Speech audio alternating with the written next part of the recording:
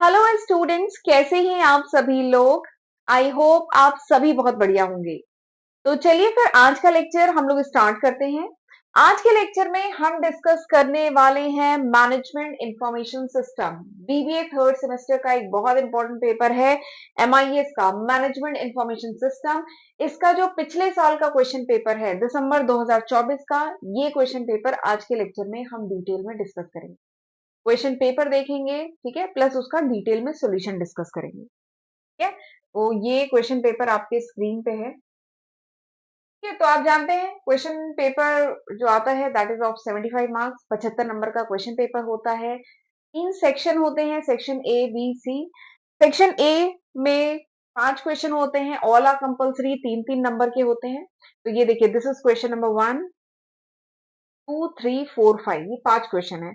फिर आ जाते हैं सेक्शन बी पे। सेक्शन बी में 3 क्वेश्चन होते हैं। सेक्शन बी में 7.5 नंबर के क्वेश्चन होते हैं। ठीक है, 3 होते हैं, 6, 7, 8, इसमें से 2 करने होते हैं।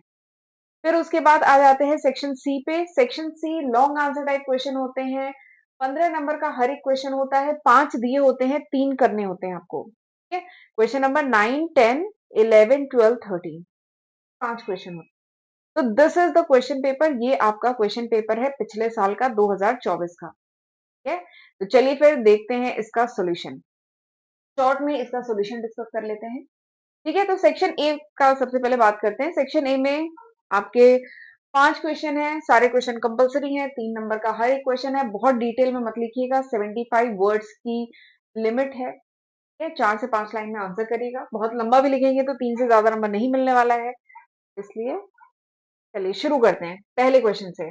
सबसे पहला क्वेश्चन सेक्शन ए का जो आया है, तो क्वेश्चन है सेक्शन ए का जो सबसे पहला क्वेश्चन आया है वो सब्जेक्ट का नाम ही है, दैट इज एमआईएस। एमआईएस क्या है, मैनेजमेंट इंफॉर्मेशन सिस्टम क्या है, यही हमारे पेपर का भी नाम है। तो what is MIS, this is the first question.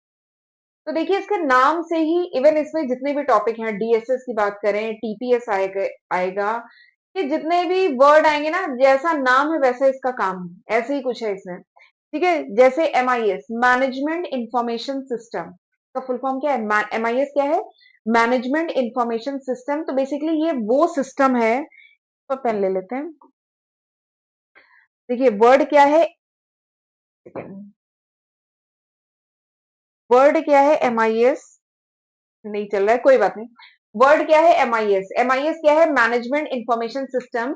यानी वो सिस्टम, ठीक है, वो सिस्टम जो ऐसी इंफॉर्मेशन जनरेट करता है which help the top management in taking various decision. ठीक है, जो टॉप मैनेजमेंट को हेल्प करता है प्लानिंग करने में, इंपॉर्टेंट डिसीजन लेने में, ठीक है, मदद करता है। तो ऐसा सिस्टम एमआईएस क्या है, देखिए मैनेजमेंट इंफॉर्मेशन सिस्टम ये ऐसा सिस्टम है जो ऐसी इंफॉर्मेशन कह लीजिए कलेक्ट करता है, प्रोसेस करता है, जनरेट करता है। ठीक है, इंफॉर्मेशन को कलेक्ट किया, उसको प्रोसेस किया एंड एक यूजफुल इंफॉर्मेशन में कन्वर्ट करके जनरेट किया, विच हेल्प द मैनेजमेंट, जो टॉप मैनेजमेंट की हेल्प करता है in taking various important decision, जो टॉप मैनेजमेंट को बहुत सारे इंपॉर्टेंट डिसीजन लेने में, आगे के लिए प्लानिंग करने में, स्ट्रेटेजिक डिसीजन लेने में मदद करता है। तो उसी को कहते हैं एमआईएस। ठीक है, ऐसा सिस्टम जो इंफॉर्मेशन को कलेक्ट करे, प्रोसेस करे, ठीक है, आउटपुट जनरेट करे, जिससे जो टॉप मैनेजमेंट हो इंपॉर्टेंट डिसीजन ले, तो उसी को कहते हैं एमआईएस। समझाया। तो देखिए लिखा है एमआईएस वो सिस्टम है दैट कलेक्ट, जो कलेक्ट करता है, प्रोसेस करता है, स्टोर करता है एंड प्रोवाइड करता है useful information to manager for decision making, जिससे जो टॉप मैनेजमेंट होता है वो डिसीजन ले पाता है, प्लानिंग कर पाता है, कंट्रोलिंग कर पाता है, कोऑर्डिनेट कर पाता है बिजनेस की एक्टिविटी। तो दिस इज एमआईएस, इसी को एमआईएस कहते हैं, यही पेपर का नाम है। और मैंने देखा है काफी पेपर में डिस्कस करा चुकी हूँ। ठीक है, सीआरएम करा दिया, एमआईएस करा दिया, और भी बहुत सारे पेपर मैंने, कॉस्ट अकाउंटिंग के कराए पेपर, ठीक है, लॉ के कराए पेपर डिस्कस किए हैं। तो मैंने देखा सबसे पहला क्वेश्चन जो सेक्शन ए में होता है ना, वो सब्जेक्ट का नाम ही पूछता है कि ये क्या होता है। जैसे सीआरएम में पहला क्वेश्चन था व्हाट इज सीआरएम, एमआईएस में what is MRS, cost accounting में व्हाट इज कॉस्ट अकाउंटिंग। तो पहला क्वेश्चन पेपर का नाम ही अधिकतर पूछा जाता है। ठीक है, तो एमआईएस समझ में आ गया। अगला क्या है, what do you mean bye market, short में आप जल्दी जल्दी चलेंगे। अगला क्या है, what do you mean bye market force, market force क्या होता है। तो बेसिकली मार्केट फोर्स वो इकोनॉमिक फैक्टर होते हैं है, जो किसी बिजनेस को इफेक्ट डालते हैं, that is called market force. तो मार्केट फोर्स बेसिकली वो इकोनॉमिक फैक्टर्स होते हैं जो किसी बिजनेस में इम्पैक्ट डालते हैं, जैसे डिमांड एंड सप्लाई, ठीक है। मेनली जो होता है डिमांड एंड सप्लाई बहुत इंपॉर्टेंट इकोनॉमिक फैक्टर है जो बिजनेस पे इम्पैक्ट डालता है, एंड उसी के बेसिस पे कोई भी बिजनेस जो है अपने प्रोडक्ट की प्राइसिंग हुआ, प्रोडक्शन हुआ, ये सारी चीजें डिमांड सप्लाई से ही तो गवर्न होती है। जैसी डिमांड या सप्लाई होती है उसी के बेसिस पे तो प्राइस तय होती है, उसी के बेसिस पे प्रोडक्शन होता है, कंपटीशन, कंज्यूमर बिहेवियर सब इसी के बेसिस पे है। तो मार्केट फोर्स क्या होता है? It is an economic factor, mainly demand supply. ठीक। अगला क्वेश्चन क्या है? अब देखिए पेन चलने लगी, इससे पहले नहीं चल रही थी। नेक्स्ट क्या है? What is data. अगला क्वेश्चन क्या है? What is data. 2023 के ये 24 का क्वेश्चन पेपर है। 2023 में पूछा गया है डेटा एंड इंफॉर्मेशन के बीच में क्या अंतर है। यहाँ पे केवल डेटा पूछा गया है, तो चलिए बता रहे हैं व्हाट इज डेटा। डेटा क्या है? रॉ जो डेटा इज रॉ। डेटा जो होता है रॉ होता है, अनप्रोसेस्ड होता है, ठीक है, वो डेटा होता है। बट वही जो डेटा है जब उसको प्रोसेस कर दिया जाए, इट कन्वर्ट्स इनटू इन्फॉर्मेशन, ये इन्फॉर्मेशन में कन्वर्ट हो जाता है। Information is useful, information useful होता है, उसको यूज किया जाता है for planning, for decision making. जो डेटा होता है वो इतना यूजफुल नहीं होता है। तो डेटा क्या होता है? Raw unorganise facts and figure. एक unorganise facts, figure, number, observation, उसको हम कहेंगे डेटा। ये ठीक है, जो अनऑर्गेनाइज है उससे कुछ मीनिंगफुल इंटरप्रिटेशन नहीं निकल रहा, that is called data. Data क्या होता है? रॉ होता है, अनऑर्गेनाइज, ऑर्गेनाइज नहीं होता, ठीक है। फैक्ट्स, फिगर, सिंबल, ऑब्जर्वेशन वो सब डेटा होता है। जब तक वो ऑर्गेनाइज ना हो तब तक वो डेटा है। जब वो ऑर्गेनाइज हो जाए, प्रोसेस हो जाए, तो इट कन्वर्ट्स इनटू इंफॉर्मेशन, वो इंफॉर्मेशन में कन्वर्ट हो जाता है। This is data. अगला क्वेश्चन क्या है? What is SDLC. ये भी बहुत इंपॉर्टेंट क्वेश्चन है। एसडीएलसी, एसडीएलसी क्या है? सिस्टम डेवलपमेंट लाइफ साइकिल, इसका फुल फॉर्म है सिस्टम डेवलपमेंट लाइफ साइकिल। यहाँ पे भी जैसा नाम है वैसा काम है। देखिए सिस्टम डेवलपमेंट यानी बेसिकली ऑर्गेनाइजेशन में एमआईएस के लिए जो सिस्टम डेवलप करना है, ठीक है। एंड लाइफ साइकिल मतलब यहाँ पे समझ लीजिए प्रोसेस। लाइफ साइकिल क्या है? वो प्रोसेस। तो बेसिकली एसडीएलसी क्या है? एसडीएलसी वो प्रोसेस है, एसडीएलसी क्या है? वो प्रोसेस है जिससे डेवलप किया जाता है क्या? ऑर्गेनाइजेशन में जो सिस्टम है वो डेवलप किया जाता है, that is called computer based. जो सिस्टम डेवलप करने का, ऑर्गेनाइजेशन में कंप्यूटर बेस्ड जो सिस्टम है उसको डेवलप करने का जो प्रोसेस है, ठीक है। एसडीएलसी क्या है? वो प्रोसेस जिससे डेवलप किया जाता है कंप्यूटर बेस्ड सिस्टम ऑर्गेनाइजेशन में, उसको कहते हैं एसडीएलसी, ठीक है। तो एसडीएलसी क्या है? ये एक स्ट्रक्चर्ड, ठीक है, एसडीएलसी क्या है? ये एक स्ट्रक्चर्ड प्रोसेस है जो यूज किया जाता है to develop information system. Organization में इंफॉर्मेशन सिस्टम को डेवलप करने के लिए जो प्रोसेस यूज किया जाता है उसको कहते हैं एसडीएलसी, ठीक है। इसमें क्या क्या स्टेजेस आती हैं? इसमें प्लानिंग करते हैं, एनालिसिस करते हैं, डिजाइनिंग करते हैं। सिस्टम बनाना है, फिर डिजाइन करना पड़ेगा, डेवलप, फिर एक क्वेश्चन आया है इन स्टेप्स पे, ठीक है। ये तो शॉर्ट में बताया गया है। एक क्वेश्चन आया है कि सिस्टम डेवलपमेंट का प्रोसेस क्या है। तो सबसे पहले प्लानिंग होती है, एनालिसिस होता है, डिजाइन किया जाता है, ठीक है। स्ट्रक्चर पहले डिजाइन करेंगे ना, फिर उसके बाद प्रोग्रामिंग के थ्रू उसको डेवलप किया जाएगा, फिर टेस्टिंग होगी, फिर इंप्लीमेंट किया जाएगा, उसके बाद मेंटेनेंस होगा। तो ये सिंपल से स्टेप होते हैं एसडीएलसी में, बहुत इंपॉर्टेंट है। एसडीएलसी पे शॉर्ट क्वेश्चन भी आता है, लॉन्ग क्वेश्चन भी आता है, ये अच्छे से पढ़िएगा। यहाँ पे तो 3 नंबर का ही आया है। अगला क्वेश्चन क्या है? What do you mean bye DSS. DSS क्या है? Decision support system. यहाँ पे भी जैसा नाम वैसा काम। डीएसएस क्या है? डिसीजन सपोर्ट सिस्टम, वो system which supports the top management in taking important decision. यानी ऑर्गेनाइजेशन में वो इंफॉर्मेशन सिस्टम है। एमआईएस क्या है? मैनेजमेंट इंफॉर्मेशन सिस्टम ना। तो डीएसएस क्या है? वो information system which supports the top management in taking important decision. तो इसी को कहते हैं डीएसएस। देखिए डीएसएस क्या है? कंप्यूटर बेस्ड इंफॉर्मेशन सिस्टम है जो हेल्प करता है, मैनेजर को मदद करता है make strategic, tactical and operational decision. जो टॉप मैनेजमेंट है वो स्ट्रेटेजिक, टेक्टिकल, ऑपरेशन डिसीजन ले सके, ठीक है? उसके लिए डेटा वगैरह प्रोवाइड करता है डीएसएस। ये हो गया सेक्शन बी। सेक्शन ए इस तरह से कंप्लीट होता है। सेक्शन बी पे आ जाते हैं। सेक्शन बी का क्वेश्चन पढ़ लीजिए। What is the need of system analysis. एक बार ये क्वेश्चन पढ़िए।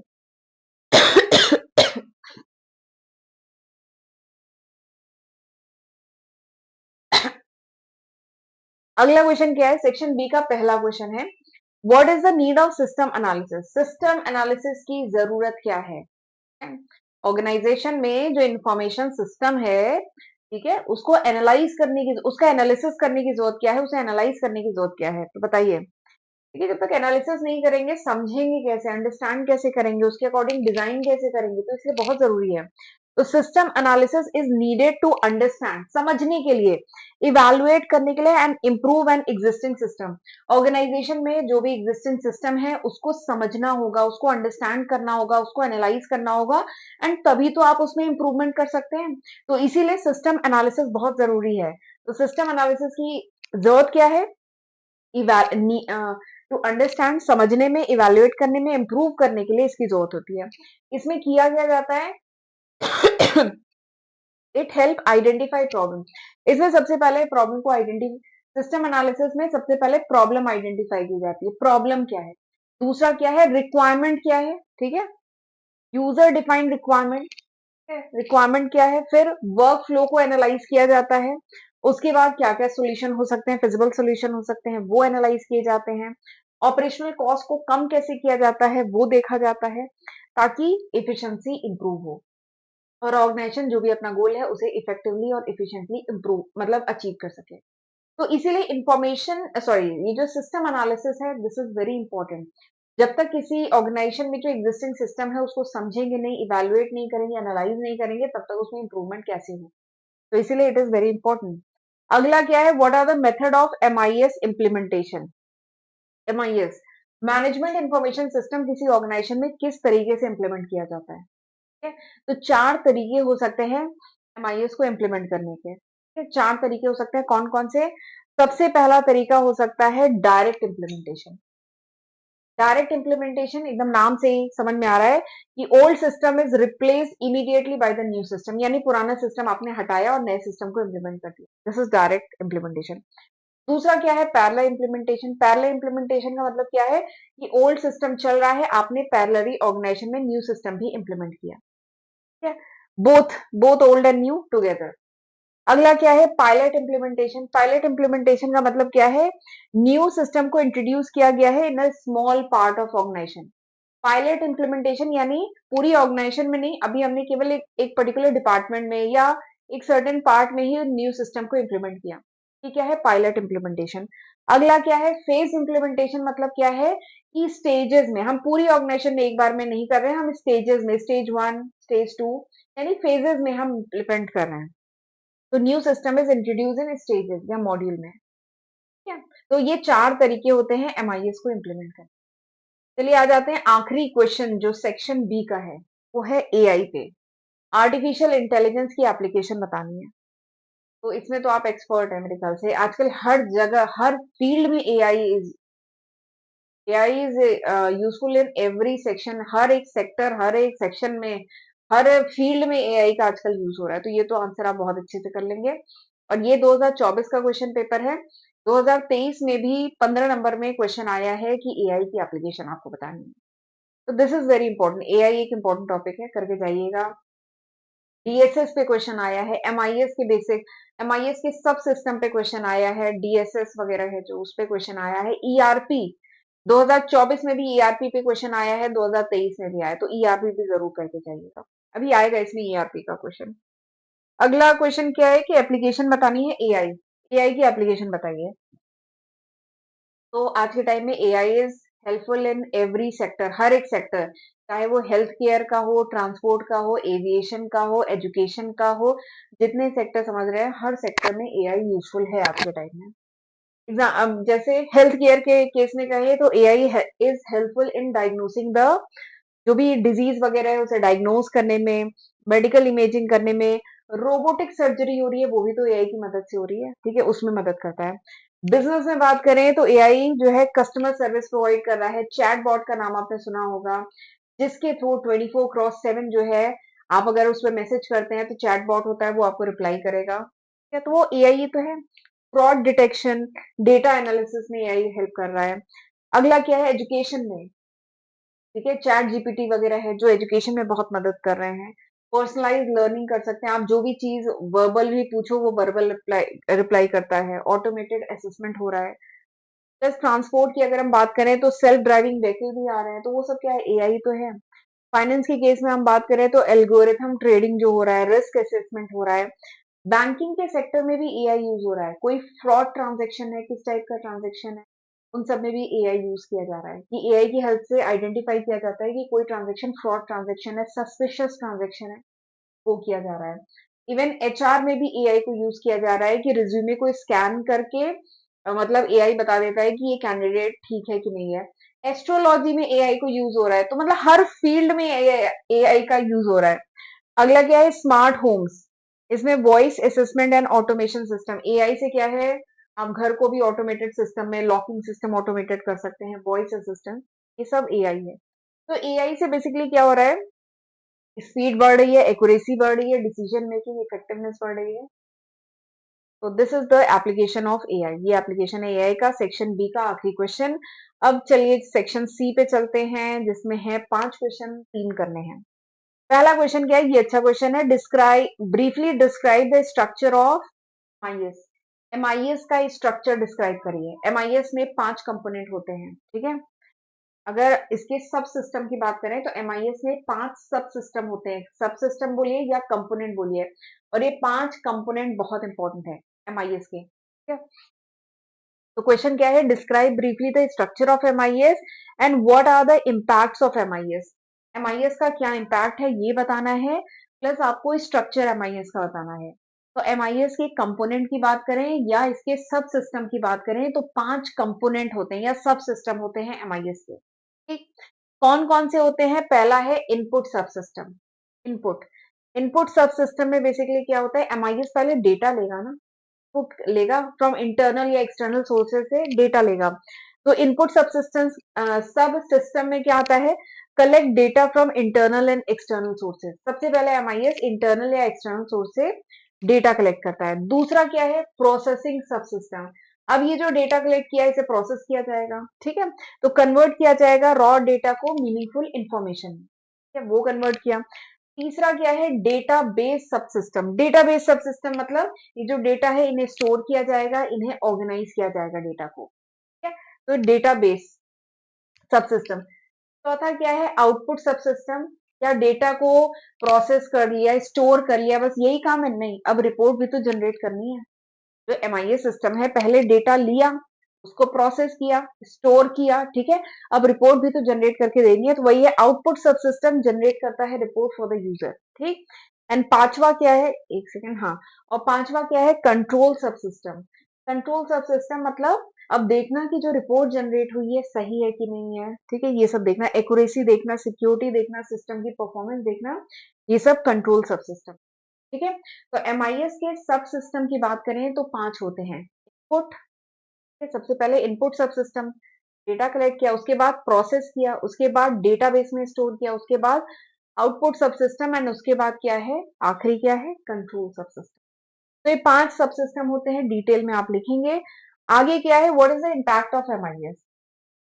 एमआईएस का इम्पैक्ट क्या है, एमआईएस हेल्प्स इन प्लानिंग। ये जो इंफॉर्मेशन मैनेजमेंट इंफॉर्मेशन सिस्टम क्या है, वो सिस्टम जो प्रोवाइड करता है information to management which help in planning, which help in decision making. इससे क्या होती है, एफिशिएंसी बढ़ती है, इफेक्टिवनेस बढ़ती है, टाइमली डिसीजन लिए जा पाते हैं, ठीक है। तो एमआईएस का इम्पैक्ट की हम बात करें तो एमआईएस से क्या हुआ है, इंप्रूव हुआ है डिसीजन मेकिंग, प्लानिंग इंप्रूव हुई है, प्रोडक्टिविटी एनहांस हुई है, ऑपरेशनल इफिशिएंसी बढ़ी है, टाइमली एंड एक्यूरेट इंफॉर्मेशन मिल पाई है, ठीक है। जो टॉप मैनेजमेंट है उसको समय पे टाइमली एक्यूरेट इंफॉर्मेशन मिल पाती है। कम्युनिकेशन बढ़ता है, एमआईए से क्या है, रिपोर्ट जनरेट हुई, सबके पास सेंड हो गई सारे डिपार्टमेंट में, तो कम्युनिकेशन कोऑर्डिनेशन बढ़ता है, ठीक है, कॉम्पिटिटिव एडवांटेज बढ़ता है, और ऑर्गेनाइजेशन का जो भी गोल है वो आसानी से अचीव कर पाता है, ठीक है। तो this is the impact of MIS का इम्पैक्ट है। आगे देखते हैं, व्हाट डू यू, अगला क्वेश्चन, क्वेश्चन नंबर 10 है, what do you mean by organizational decision making. Organizational decision making क्या होता है, and briefly define the tool used in decision making. Decision making में जो डिफरेंट टूल यूज होते हैं वो बताने हैं। देखिए, डिसीजन लेना मतलब क्या होता है, डिसीजन लेना मतलब कि हमारे पास कोई प्रॉब्लम है, ठीक है, और उसको सॉल्व करने के हमारे पास कई ऑल्टरनेटिव हैं। ठीक, अब उन सारे ऑल्टरनेटिव को कह लीजिए एनालाइज करना, ठीक है, उनके प्रोज एंड कॉन सब कुछ देख के एनालाइज करना और उसमें से बेस्ट पॉसिबल जो सोल्यूशन है उसको चूज करना, यही तो होता है डिसीजन लेना। ठीक है, आपके सामने भी बहुत सारे ऑप्शन है। आप जैसे आप बीबीए के स्टूडेंट हैं, आपको डिसीजन लेना है कि आप कहाँ से पढ़ें, तो आपके सामने बहुत सारे ऑप्शन है। फिर वही है, सबके प्रोज एंड कॉन्स को समझ करके उसमें से बेस्ट ऑल्टरनेटिव चूज करना, यही तो होता है डिसीजन। ठीक, तो बस यही होता है डिसीजन की। ऑर्गेनाइजेशनल डिसीजन मेकिंग क्या है? ऑर्गेनाइजेशनल डिसीजन मेकिंग वो प्रोसेस है through which manager choose the best possible course of action. Organizational decision making वो कह लीजिए वो प्रोसेस है जिसके तहत मैनेजर क्या करता है, मैनेजर चूज करता है बेस्ट पॉसिबल जो कोर्स ऑफ एक्शन है। कई ऑप्शन है, उसमें से बेस्ट पॉसिबल को चूज करता है टू अचीव बिजनेस गोल। अपने बिजनेस गोल को अचीव करने के लिए बेस्ट पॉसिबल जो चूज करता है उसी को कहते हैं डिसीजन मेकिंग। ठीक, अब इस डिसीजन मेकिंग के लिए ऑर्गेनाइजेशन क्या क्या यूज करते हैं, ऑर्गेनाइजेशन के पास कौन कौन से टूल है? सबसे पहला टूल है सॉट एनालिसिस। सॉट एनालिसिस मतलब होता है strength, weakness, opportunity and threat. सॉट, ये स्ट्रेटेजिक मैनेजमेंट में ही पढ़ा होगा आपने। Strength, weakness, opportunity, threat. ठीक है, तो जो भी ऑप्शन आपके पास अवेलेबल है, इसकी स्ट्रेंथ क्या है, वीकनेस क्या है, अपॉर्चुनिटी क्या है, थ्रेट क्या है, इसको एनालाइज करना और उसके बेसिस पे चूज करना। ठीक, दूसरा कॉस्ट बेनिफिट एनालिसिस, मतलब कोई जो ऑप्शन है इसकी कॉस्ट क्या है, इसकी कीमत क्या है एंड इससे हमें फायदा क्या मिलेगा, इन दोनों चीजों को एनालाइज करना। तो this is cost benefit analysis. अगला क्या है, डिसीजन ट्री। डिसीजन ट्री मतलब क्या है, ये ऐसे करके ग्राफ बनता है। Decision tree graphical representation of choices and outcome, यानी आपके पास कौन कौन सी चॉइसेस हैं, अब इन चॉइसेस के क्या क्या आउटकम होंगे। ये देखिए डिसीजन ट्री में क्या होता है ना, ये जैसे ये आपके पास दो ऑप्शन है, इस दो ऑप्शन के ये आउटकम होंगे, ऐसे करके ये डिसीजन ट्री बनती है। तो एक ट्री डायग्राम बनता है, तो इसी को कहा जाता है डिसीजन ट्री। ठीक, अगला क्या है, ब्रेन स्टॉर्मिंग। ब्रेन स्टॉर्मिंग में क्या होता है, ब्रेन में अपने दिमाग पे जोर दिया जाता है, क्रिएटिव आइडिया जनरेट किए जाते हैं, सारी चीजें सोचा समझा जाता है और फिर उसके बेसिस पे डिसीजन लिए जाते हैं। देखिए ब्रेन स्टॉर्मिंग में यही होता है, generate creative ideas and solution. अगला क्या है, एमआईएस एंड डीएसएस। ये भी एक कह लीजिए डिसीजन मेकिंग का टूल है। MIS is management information system and DSS decision support system. तो बेसिकली ये वो सिस्टम है जिसमें इंफॉर्मेशन को ऑर्गेनाइज किया जाता है, प्रोसेस किया जाता है, जिसकी मदद से डिसीजन लिया जाता है। ठीक है, तो this is the various tools for decision making. तो ये था 10वां क्वेश्चन। आगे आ जाते हैं 11th क्वेश्चन। 11th क्वेश्चन क्या है कि what is information. 11th question section C का क्या है कि इंफॉर्मेशन क्या होती है, what is the need of information in an organization. Information क्या होती है, इंफॉर्मेशन की जरूरत क्यों है। तो ये तो बहुत बेसिक सा क्वेश्चन है। इंफॉर्मेशन की आप जानते हैं इंफॉर्मेशन की आज के टाइम में कितनी ज्यादा इंपॉर्टेंस है। सबसे पहले इंफॉर्मेशन क्या है देखते हैं। देखिए मैंने बताया ना, डेटा अलग होता है, इंफॉर्मेशन अलग होता है। डेटा इज रॉ या अनप्रोसेस्ड फैक्ट्स, फिगर, ऑब्जर्वेशन, वो डेटा है। इंफॉर्मेशन क्या है, इसी डेटा को जब आप प्रोसेस कर लें, मीनिंगफुल वे में प्रोसेस कर लें, तो बन जाता है इंफॉर्मेशन। ठीक है, तो इंफॉर्मेशन क्या है, processed, organize and meaningful data. वो प्रोसेस किया हुआ organize meaningful data which help in understanding, जो हमें अंडरस्टैंडिंग में, कम्युनिकेशन में एंड डिसीजन मेकिंग में मदद करता है, दैट इज कॉल्ड इंफॉर्मेशन। ठीक, अब what is the need for information, क्या जरूरत है इंफॉर्मेशन। तो इंफॉर्मेशन हेल्प इन प्लानिंग, आपको इंफॉर्मेशन होगी तभी उसी के बेसिस पे आप फ्यूचर के लिए प्लान कर पाएंगे। इंफॉर्मेशन प्रॉपर होगी, सही इंफॉर्मेशन होगी तभी आप उसके बेसिस पे डिसीजन ले पाएंगे। तो इसीलिए, और इंफॉर्मेशन होगी तभी आप, कोई प्रॉब्लम है ऑर्गेनाइजेशन में तब उसको सॉल्व कर पाएंगे। तो इंफॉर्मेशन की तो बहुत इंपॉर्टेंस है। देखिए इंफॉर्मेशन सपोर्ट्स प्लानिंग, प्लानिंग कर पाएंगे, कंट्रोलिंग कर पाएंगे, फोरकास्टिंग कर पाएंगे, फ्यूचर के लिए प्लानिंग कर पाएंगे। ये इंफॉर्मेशन होगी तभी प्रॉब्लम सॉल्व कर पाएंगे, डिसीजन ले पाएंगे। Information help in coordination and communication, क्या डिफरेंट डिपार्टमेंट के बीच में कोऑर्डिनेशन बना रहेगा, कम्युनिकेशन होगा तभी जब इंफॉर्मेशन प्रॉपरली सबको होगी। ठीक है, प्रोडक्टिविटी बढ़ेगी, इफिशिएंसी बढ़ेगी, रिस्क कम होगा, अनसर्टेनिटी, इंफॉर्मेशन अगर आपको प्रॉपर है तो क्या होगा, रिस्क कम होगा ना, अनसर्टेनिटी तो नहीं रहेगी। ठीक है? तो this is the importance of information, और ये बहुत बेसिक चीज है इंफॉर्मेशन। अगला क्वेश्चन क्या है, पढ़ लीजिए। Explain the success and failure factors of MIS development. जो एमआईएस डेवलपमेंट होता है, यानी किसी ऑर्गेनाइजेशन में मैनेजमेंट इंफॉर्मेशन सिस्टम डेवलप किया जा रहा है, तो कौन कौन से फैक्टर हैं, सक्सेस फैक्टर, यानी कौन कौन से फैक्टर हैं वो होने चाहिए तभी एमआईएस सक्सेसफुल है किसी ऑर्गेनाइजेशन में, और कौन से फेल्योर फैक्टर, यानी कौन कौन से फैक्टर हैं जो नहीं होंगे, मतलब तो ऑर्गेनाइजेशन में एमआईएस जो है फेल हो सकता है किन किन फैक्टर से, ठीक है। ये आपको बताने हैं success factor and failure factor. तो सक्सेस फैक्टर की बात करें, एमआईएस, अगर आप चाहते हैं कि आपकी ऑर्गेनाइजेशन में एमआईएस सक्सेसफुल हो, सक्सेसफुली इंप्लीमेंट हो, रन हो, तो इसके लिए कुछ चीजें बहुत जरूरी है। जैसे टॉप मैनेजमेंट का सपोर्ट, सक्सेस के लिए बहुत जरूरी है कि टॉप मैनेजमेंट का फुल सपोर्ट हो, टॉप मैनेजमेंट एमआईएस को सपोर्ट करे, ये बहुत जरूरी है। दूसरा क्या है, क्लियर ऑब्जेक्टिव हो, प्रॉपर प्लानिंग हो, ठीक है, ऑब्जेक्टिव क्लियर हो कि एमआईएस किस पर्पज से बनाया जा रहा है, किस पर्पज से यूज किया जा रहा है, उसके रिगार्डिंग प्लानिंग वगैरह प्रॉपर हो।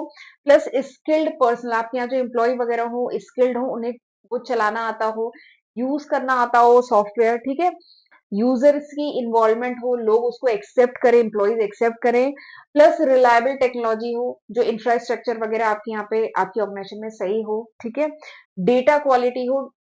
तो ये भी बात है, एमआईएस के लिए जो डेटा लिया जाएगा वो भी मतलब सही डेटा होना चाहिए, क्वालिटी डेटा होना चाहिए, तभी जो आउटपुट निकलेगा वो सही निकलेगा, ठीक है। इफेक्टिव ट्रेनिंग एंड कम्युनिकेशन हो, एमआईएस के लिए जरूरी है कि एम्प्लॉइज को प्रॉपर ट्रेनिंग दी जाए कम्युनिकेशन की, तभी एमआईएस ऑर्गेनाइजेशन में सक्सेसफुल।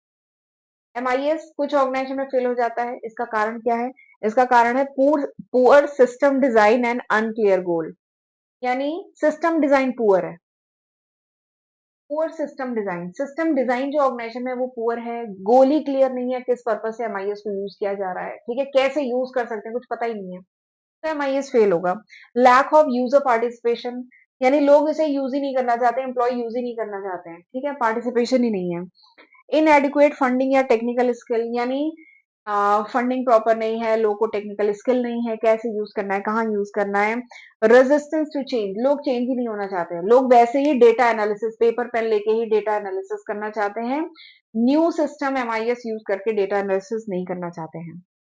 या अगला फेलियर होने का कारण होता है जो डेटा है वो आउटडेटेड डेटा हो, इनकरेक्ट डेटा हो, ठीक है, तो भी एमआईएस फेल है, ठीक है, इनकरेक्ट, इनकम्प्लीट या आउटडेटेड डेटा हो तो these were the failure factor. अगला देखते हैं क्वेश्चन नंबर 13, आखिरी क्वेश्चन ईआरपी पे, ईआरपी पे क्वेश्चन आता ही है। तो क्वेश्चन नंबर 13, लास्ट क्वेश्चन जो इस क्वेश्चन पेपर का है वो ये है, what do you mean bye ERP. ERP का फुल फॉर्म होता है इंटरप्राइज रिसोर्स प्लानिंग, बहुत इंपॉर्टेंट है। तो ईआरपी क्या होता है, उसके एडवांटेज डिसएडवांटेज लिखिए।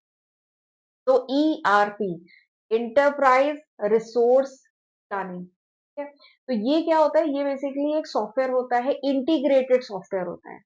इंटीग्रेटेड सॉफ्टवेयर का क्या मतलब है कि ऑर्गेनाइजेशन में देखिए बहुत सारे काम हो रहे हैं, बहुत सारे फंक्शन परफॉर्म हो रहे हैं, बहुत सारे डिपार्टमेंट हैं, HR, marketing, finance, production, purchase, कई डिपार्टमेंट हैं।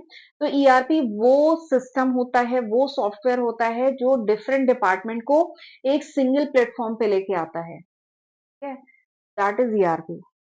और जितने डिपार्टमेंट है ना उनमें फिर कोऑर्डिनेशन बहुत अच्छा रहता है, क्योंकि उस ईआरपी पे आप चाहे प्रोडक्शन के हैं, परचेज के हैं, मार्केटिंग के हैं, एचआर के हैं, फाइनेंस के हैं, सबका डेटा इस पे आपको मिल जाएगा, प्रोसेस हो जाएगा, तो this is the usefulness of ERP. तो इंटरप्राइज रिसोर्स प्लानिंग वो इंटीग्रेटेड सॉफ्टवेयर सिस्टम है which connect all the major business function, जितने भी मेजर बिजनेस फंक्शन है ऑर्गेनाइजेशन के, जैसे फाइनेंस हुआ, एचआर हुआ, प्रोडक्शन, सेल्स, इन्वेंट्री, इन सबको एक सिंगल यूनिफाइड प्लेटफॉर्म पे लेके आता है, ठीक है। ईआरपी वो सिस्टम है जो ऑर्गेनाइजेशन के डिफरेंट डिपार्टमेंट को एक सिंगल प्लेटफॉर्म पे लेके आता है, दैट इज ईआरपी। इसका फायदा क्या है, इससे एफिशिएंसी बढ़ती है, इंफॉर्मेशन फ्लो बहुत अच्छा होगा, ईआरपी अलग अलग डिपार्टमेंट सब ईआरपी लॉग इन करे, सबको जो भी इंफॉर्मेशन चाहिए, ठीक है, वो इजीली अवेलेबल हो जाएगी, इंफॉर्मेशन फ्लो अच्छा हो जाएगा, टाइमली डिसीजन होंगे, प्लानिंग बढ़िया हो पाएगी, इफिशिएंसी के साथ काम होगा, कोऑर्डिनेशन डिफरेंट डिपार्टमेंट के बीच में कोऑर्डिनेशन अच्छा हो जाएगा, डिसीजन मेकिंग जल्दी होगी, ठीक है, और इससे अननेसेसरीली जो ऑपरेशनल कॉस्ट आ रही थी, डुप्लीकेशन ऑफ वर्क हो रहा था, ये डिपार्टमेंट भी वही काम कर रहा था, वो भी यही काम कर रहा था, ठीक है, तो डुप्लीकेशन ऑफ वर्क था वो कम हो जाएगा, इसके साथ ही रियल टाइम इंफॉर्मेशन मिल जाएगी, ठीक है। ईआरपी में क्या है, इस डिपार्टमेंट ने काम किया, अपनी रिपोर्ट डाली, अगर दूसरे डिपार्टमेंट को उसकी जरूरत है तो वो रियल टाइम बेसिस पे उसको एसेस भी कर सकता है। तो this is the benefit of ERP. पर इसके कुछ नुकसान भी है। नुकसान नहीं है, ऐसा नुकसान नहीं है, बस थोड़े से कह लीजिए डिसएडवांटेज हैं, कुछ ड्रॉबैक्स हैं। पहले क्या है, खर्चा होगा, इसकी मेंटेनेंस कॉस्ट लगती है, ये ईयरली फीस जाती है तो मेंटेनेंस कॉस्ट लगती है। प्लस इसका जब आप सॉफ्टवेयर या ईआरपी अपने ऑर्गेनाइजेशन में इंप्लीमेंट करते हैं तो भी खर्चा होता है। तो high implementation and maintenance cost होती है ईआरपी की, पहली चीज। उसके लिए क्या है, वर्कर्स को ट्रेनिंग देनी पड़ेगी, ठीक है, वर्कर में स्किल होनी चाहिए, कंप्यूटर वगैरह चलाना आना चाहिए, वो सॉफ्टवेयर चलाना आना चाहिए। प्लस इंस्टॉलेशन थोड़ा सा टाइम कंज्यूमिंग है, प्लस थोड़ा सा कॉम्प्लेक्स है, बट इतना भी कॉम्प्लेक्स नहीं है आसानी से सीखा जा सकता है। और एक और इसका डिसएडवांटेज ये है कि जनरली एम्प्लॉयज जैसे तरीके से काम कर रहे थे वैसे ही करना चाहते हैं, वो नए तरीके को नहीं अडॉप्ट करना चाहते हैं। तो ये इसका चौथा डिसएडवांटेज। और इसी के साथ हमारा जो एमआईएस का जो क्वेश्चन पेपर है 2024 का पूरा होता है, डिस्कस होता है। ठीक है, आपने देखा कितना इजी पेपर आया हुआ है। ठीक है, चलिए फिर आज का लेक्चर वाइंड अप करते हैं। अगला लेक्चर में एमआईएस के 2023 का जो क्वेश्चन पेपर है वो डिटेल में डिस्कस।